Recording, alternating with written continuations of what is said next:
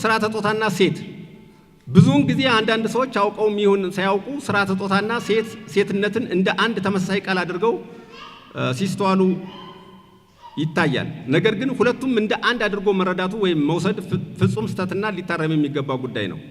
ታሪካዊ አመጣጡን ስናይ የሰው ልጅ ከመጀመሪያ ጀምሮ የሴቶችን ጭቆና ይዞ አልኖረም። ለምሳሌ በጋርዮሽ ዘመን ማየት ይቻላል። በጋርዮሽ ዘመን የህብረተሰቡ ህይወት ባደንና በፍራፍሬ ለቀማ ላይ የተመሰረተ ነበር። ስለዚህ እዚህ ላይ የወንድም የሴትም የተለየ ስራ የለውም ነበር። የስራ ክፍፍል የለውም። ሁሉም በጋራ ያደኑንም ስራ የፍራፍሬ ለቀማውንም ስራ በጋራ ሁሉም ሴቱም ወንዱም በጋራ ነበር ይሰሩት የነበረ ወይም ይከውኑት የነበረ። የተዛባ ስርዓተ ጾታ መኖር ምክንያቶቹ ምን ናቸው ነው? ስለ ሴቶች የበታችነት ምንጭ የተለያዩ አስተሳሰቦች አሉ። በዓለም አቀፍ ደረጃ ወይም ሊትሬቸሮች የተለያየ አስተሳሰብ በዚህ እንትን ላይ የራሳቸውን ሐሳብ አስቀምጠዋል። ምሳሌ አንድ እንደ ሊበራል ፌሚኒስት አስተሳሰብ የሴቶች የበታችነት ምንጩ ተፈጥሯዊም ወንዶችም እንዳልሆኑ ነገር ግን የወንድ የበላይነት አስተሳሰብ እንደሆነ ያስቀምጣሉ ነው። ተፈጥሯዊ ነው ብለው ያስባሉ ሊበራል ፌሚኒስት አስተሳሰቦች።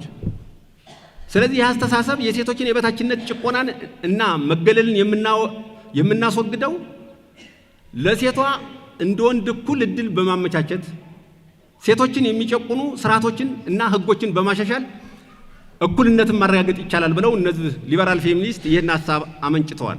ይሄ ሰነድ ሪዛልቱ ምንድነው የሚለውን መመልከት ያለበት እዚህ ያለው አካል እንደ ግንዛቤ ሊወስደው ይችላል። ግን አስፈጻሚ ተቋማት አሉ። እነዚህ አስፈጻሚ ተቋማት በደንብ ሴቶች ላይ መስራት አለበት የሚል ሐሳብ ነው መስጠት የምፈልገው። ሴቶች ልዩ ትኩረት በቃ በተሰጠው አግባብ እዚህ ውሳኔ ሰጪ አካላት ላይ ቆንጠጥ ካለ እርግጠኛ ነኝ የሴቶች የበላይነት ማረጋገጥ ይቻላል የሚል እንትን አለ። ሴቶችን ጉዳይ የሴቶችን ጭቆና መንግስትም ተረርቶ ለብዙ ከመድረክ ሲነገርም እንደነበረው ብዙ ጊዜው ነው ግንዛቤ ሲሰጥ የሴቶችን 50% ተሳታፊ እንዲሆኑ ከማድረግ ከተለያዩ እድሎችን ከመስጠት አኳያ በርካታ ስራዎች እየተሰሩ የመጣበት አግባብ አለ።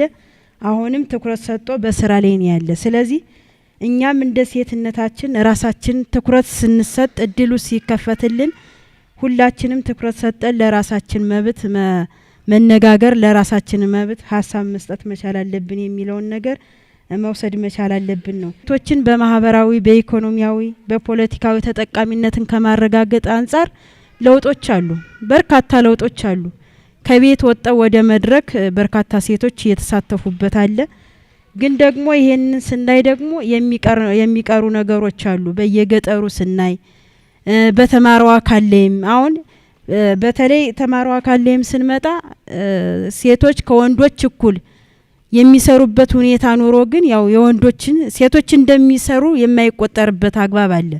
ስለዚህ ይሄንን ሁላችንም ወስደን በየሴክተራችን ሴቶች ከወንዶች እኩል የመስራት እድል የመስራት አቅም እያላቸው ነገር ግን ከሴቱና ከወንዱ የሚበላለጥበት አኳያ ስላለ ይሄውንም ግንዛቤውን በየተቋማችን ወስደን ማስተማር መቻል አለብን። እኔ መጀመሪያ ራሴ አሸንፌ በኔ ቤት ውስጥ ያለው ነገር ማሸነፍ ካልቻል የሚጠበቀ ተቀመጠ ተሰጠኝ ወንበር ልክ ደግሞ አጠቃላይ ተቀጣጣቢ ወርጄ መስራት ካልቻል ይሄን ማንጣት አንችልም። ስለዚህ እዚህ ያለ ሴት ተሳታፊዎች እዚህ ያላችሁ ወንዶች እኛንም ጨምሮ በተቻለ አግባብ ስራ መስራት ከቻል በዋናነት ደግሞ ተቋሙ ትኩረት ሰጥቶ በበላይነት ሞቢላይዝ እያደረገ ስራ መስራት የምንችል ከሆነ አውራምባን እንኳን መሆን ባንችል ቢያንስ የሚጠጋጋ ነገር ማድረግ እንችላለን። ታስጣት ችግር የተነፈጉ ሴቶች ይኖራሉ። አልፎ አልፎ እኔ ላይም ሲመጡ ወደ እናንተ ምንልካቸው እናንተም ደግሞ በተደጋጋሚ ወደ የተቋሙ ምትሉት አላችሁ።